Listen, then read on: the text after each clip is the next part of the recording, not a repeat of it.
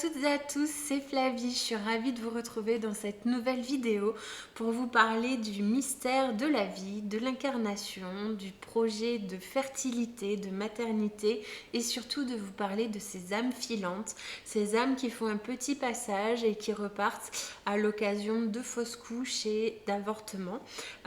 Déjà voilà, je sais que c'est des sujets qui peuvent être très douloureux quand on le vit directement ou indirectement, donc déjà je vous envoie plein d'amour, de soutien à travers cette vidéo. C'est aussi le but voilà, de pouvoir apporter un éclairage pour essayer de donner du sens sur ces sujets ô combien douloureux quand on vit dans notre chair viscéralement, soit ce désir d'enfant qui n'arrive pas encore ou qui s'arrête, que ce soit de notre part ou pas de notre part, ça laisse dans tous les cas des grosses mémoires, des grosses émotions. Donc c'est pour vous dire que vous n'êtes pas seul et que cette vidéo elle est là aussi pour voilà, vous amener plein de soutien et d'informations pour vous accompagner dans ce cheminement et pour avoir aussi une lecture sur d'autres plans pour relier tout ce qui peut se jouer pour vous, ou si vous n'êtes pas directement concerné, c'est toujours intéressant d'avoir ces informations. Donc déjà, je voulais vraiment poser ça parce que le but de cette vidéo, c'est d'aider, de réconforter et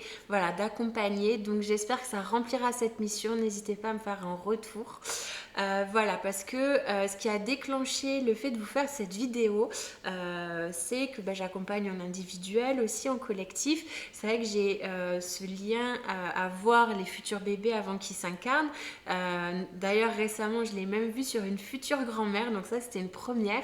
Et 1 ou 2 semaines après, elle m'a écrit pour me dire que effectivement sa fille était enceinte et qu'elle allait être grand-mère. Donc ça, c'était une première. D'habitude, je le vois sur les futures mamans ou même sur les papas.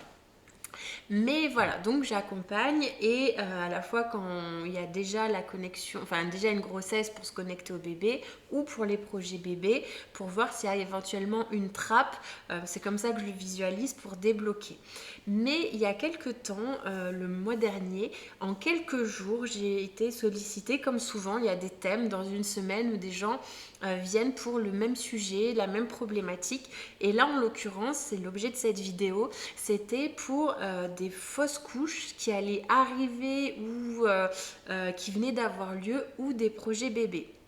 Donc je me suis dit, il est peut-être temps voilà, de refaire une vidéo à ce sujet qui concerne tellement de personnes.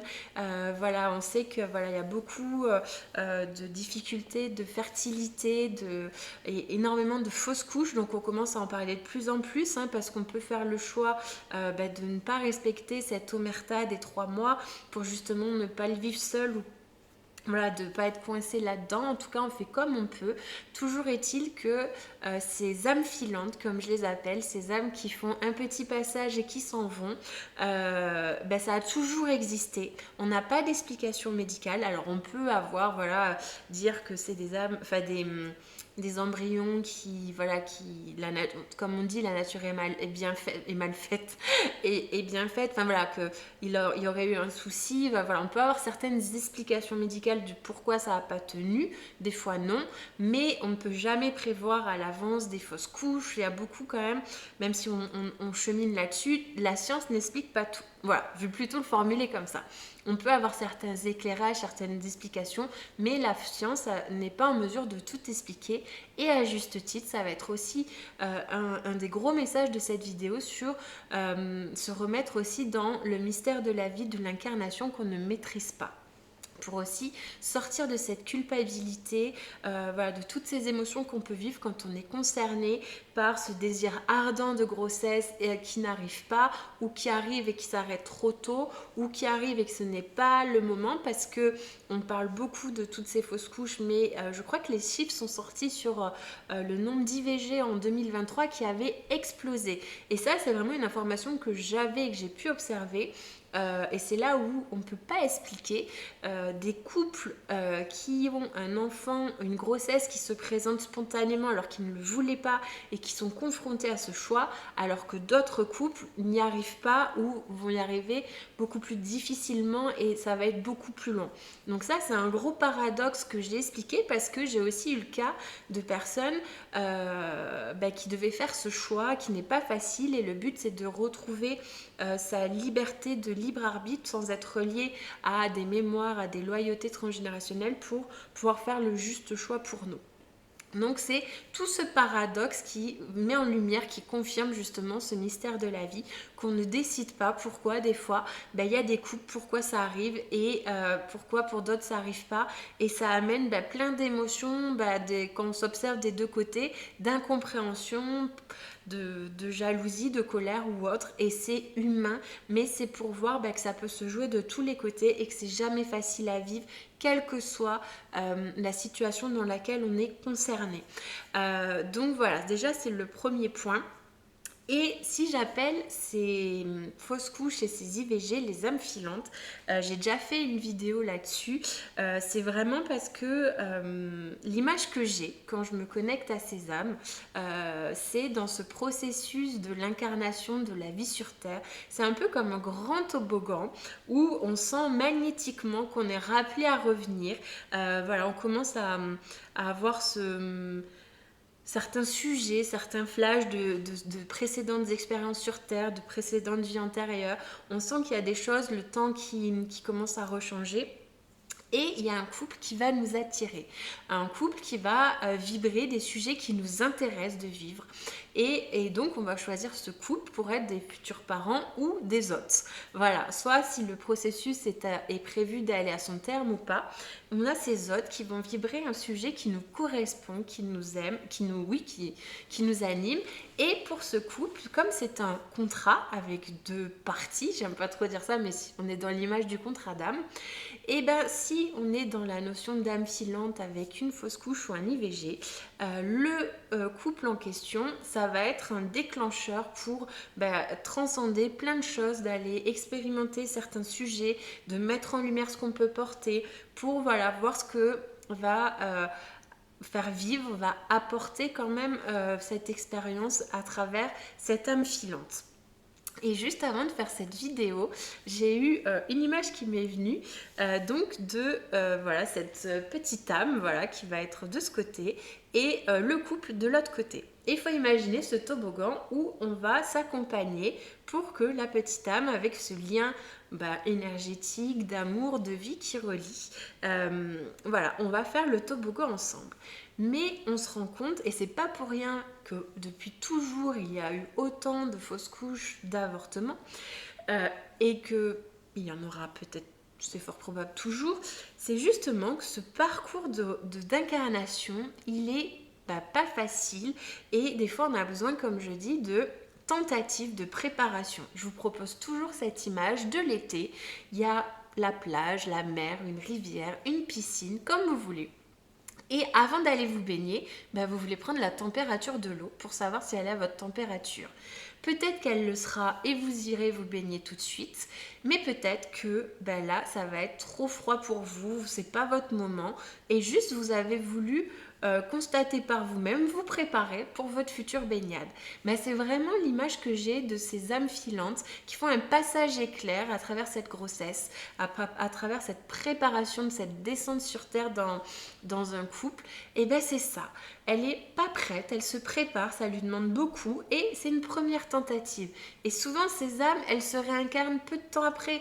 Ça arrive, mais c'est peut-être plus rare dans le même couple ou juste après. Parce qu'il fallait cette tentative avec un couple qui va vibrer ce qui nous intéresse et on retrouvera un couple similaire.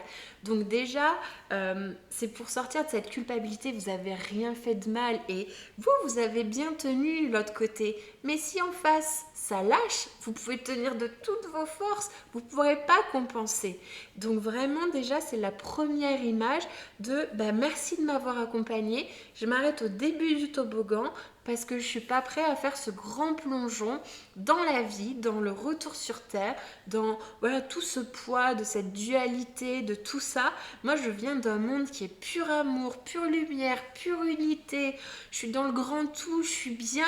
Et là, il faut que je commence à revenir dans déjà l'expérience de la matière, d'être réduit dans un petit corps, d'avoir le poids de tout ce transgénérationnel, de mon karma.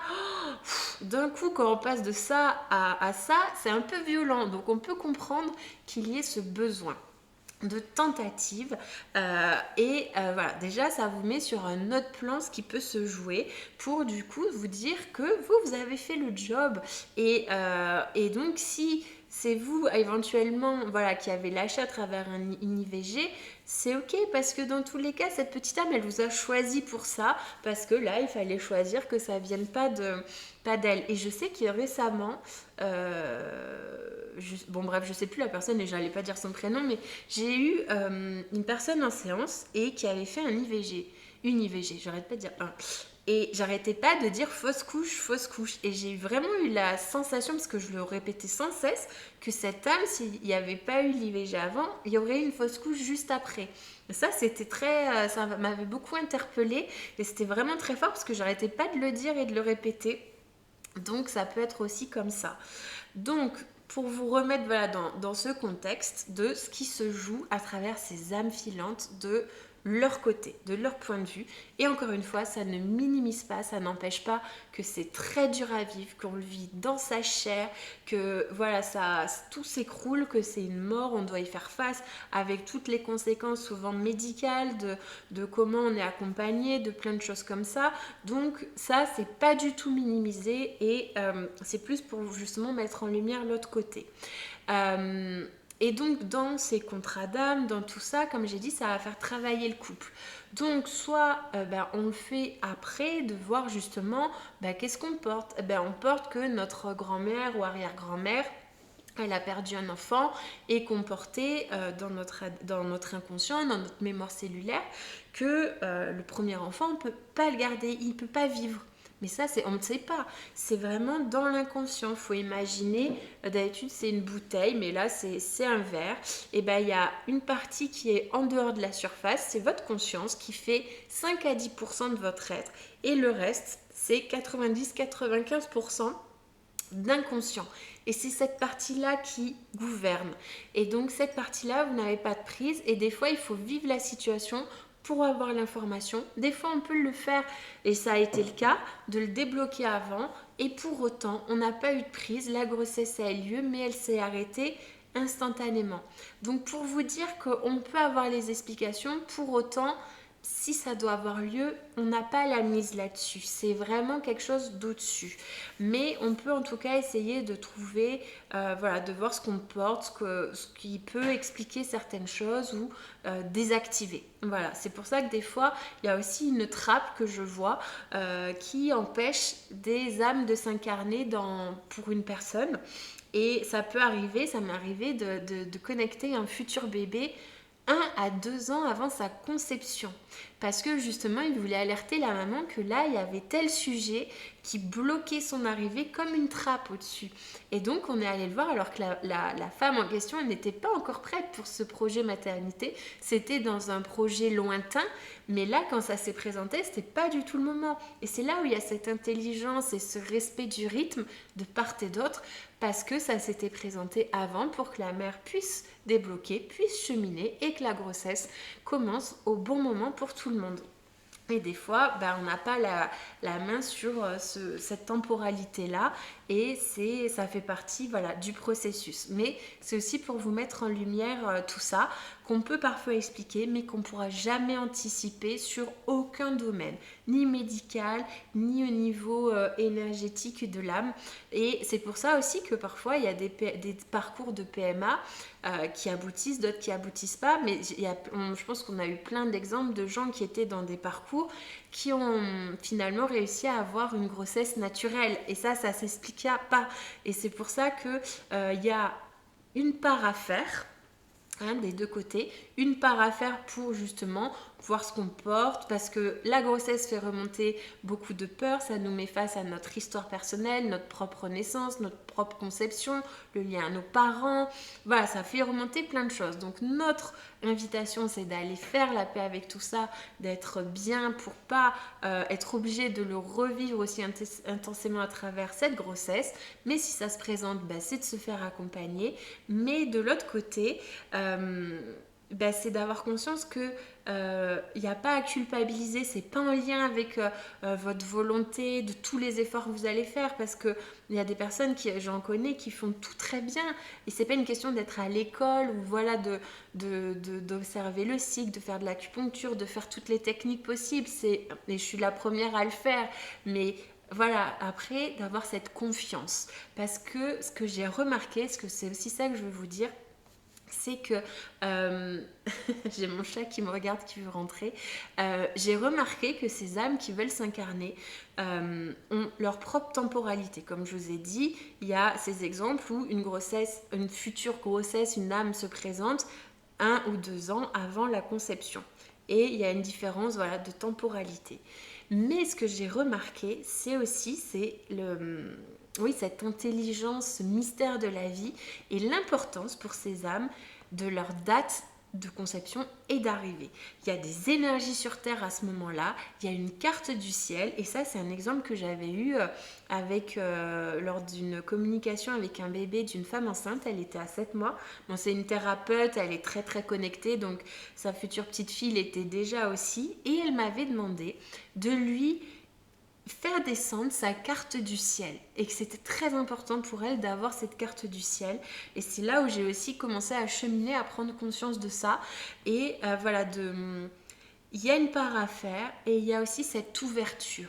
Juste, c'est la vie qui vient vous ensemencer, qui vient illuminer au bon moment. Et voilà. Et du coup, c'est vraiment ça aussi c'est pas pour reprendre les mots qui sont insupportable à entendre, de lâcher prise, de faire confiance. C'est hyper dur quand viscéralement on attend, qu'on est à l'écoute de tout ce qui se joue en nous, dans notre corps, dans nos émotions, et après on est chaque mois rappelé à ça. Est-ce que ça a marché, est-ce que ça n'a pas marché? Donc c'est très dur, et toutes les personnes dans ces parcours, voilà, de fertilité, de PMA, qui avec les hormones, voilà, on est obligé d'être dans cette réalité, mais juste d'être aussi dans cette confiance, de dire ok, je ne sais pas quand ça va arriver, moi je dis oui. Je me saisis, j'ouvre, je tends les bras pour pouvoir accueillir, pour pouvoir prendre ce lien avec une âme qui me choisira quand elle sera prête. Et peut-être que elle aura fait ses premières tentatives. Alors je ne sais pas si c'est systématique de faire des fausses couches de ces âmes filantes avant de s'incarner. C'est souvent. Est-ce que ça l'est tout le temps? Je ne sais pas. Mais dites-vous, voilà, peut-être que votre futur bébé, il est en train de faire aussi ses tentatives auprès d'autres couples. Vous voyez, j'avais jamais vu comme ça, c'est en faisant la vidéo que ça me vient. Donc vous, vraiment, soyez ce socle, ce réceptacle. Et après, il y a cette notion de cycle, de saison, de respect, de plein d'étapes qu'on ne maîtrise pas, et peut-être que c'est mieux comme ça, et de voir que ça arrivera quand ça doit arriver. C'est pas une phrase agréable à dire, parce que je sais qu'elle n'est pas à entendre, mais voilà, c'est pour vous remettre dans le contexte. Le but de cette vidéo, c'est pour essayer d'avoir la vue d'ensemble, pour appréhender au mieux qu'on peut, et de vivre ce cheminement, ces étapes qui peuvent être douloureuses, en ayant conscience de ce grand tout et de ce fonctionnement. Donc j'espère que cette vidéo, elle vous aura éclairé, qu'elle vous aura apporté beaucoup de soutien. En tout cas, c'est vraiment l'intention que j'ai posée, de soutien et voilà, plein d'amour. Voilà, j'ai vraiment conscience que c'est des parcours qui ne sont pas faciles, et je le vois très souvent vous accompagnant sur ces sujets, et j'ai la joie d'après de partager aussi vos bonnes nouvelles. Mais voilà, ne vous comparez pas aux uns aux autres, chacun a une expérience différente. Et c'est le but aussi d'être lié à ce qui se joue pour vous ici et maintenant, en étant voilà, dans ce socle, et voilà, de cette confiance. Je vous envoie plein d'amour, voilà, vous voyez, je suis avec un beau tableau au-dessus qui vit vraiment ces énergies de féminin, de fertilité, donc vraiment que ça puisse vous aider dans vos cheminements. N'hésitez pas à mettre un like, à commenter, à partager, ça aide aussi que ça puisse venir toucher les bonnes personnes qui en auraient besoin. N'hésitez pas à partager vos expériences personnelles. Je vous embrasse et je vous redis plein de soutien et d'amour pour vos cheminements personnels et je vous dis à bientôt.